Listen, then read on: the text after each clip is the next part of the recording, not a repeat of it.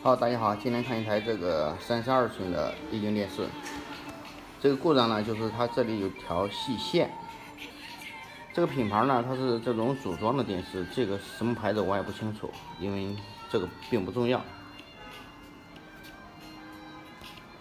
像这种问题呢，像这种有线呢，它有3种情况。第一种情况呢，就是这个 TEB，这个开胶了，可能会出现。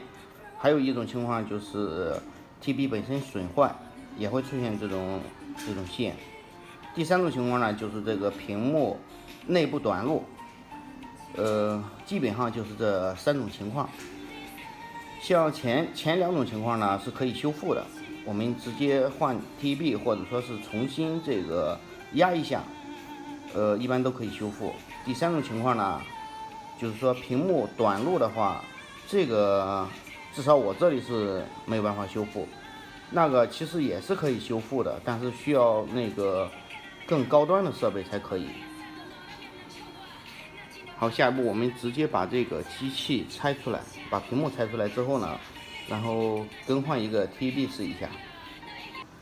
好，现在呢，我们先排除一下是不是由于这个 TEB 它这个开焊了，或者说是脱胶了，造成了这根线呢，我们可以用这个棉棒，然后压一下。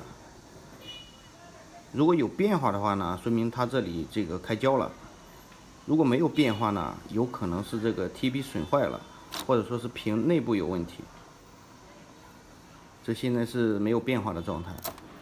那下一步我们只能换一个这个 TB 试一下了。如果换了之后呢，它这个还有线的话呢，那估计应该是修不了了。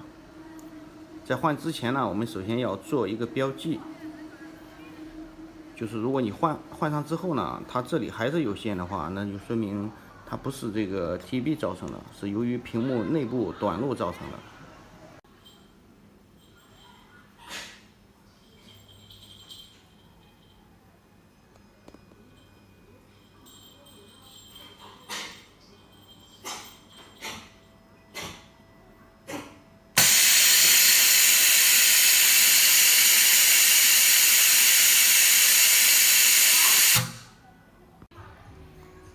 好，这个 TB 换好之后呢，我们开机测试一下。开机现在是待机，按下开机。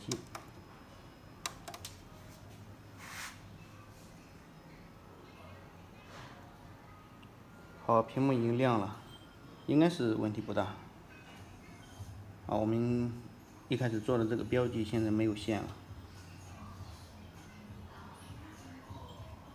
那这个问题就是这个 TB 损坏造成的这个束线。好，那本次视频就到这儿了，感谢大家观看。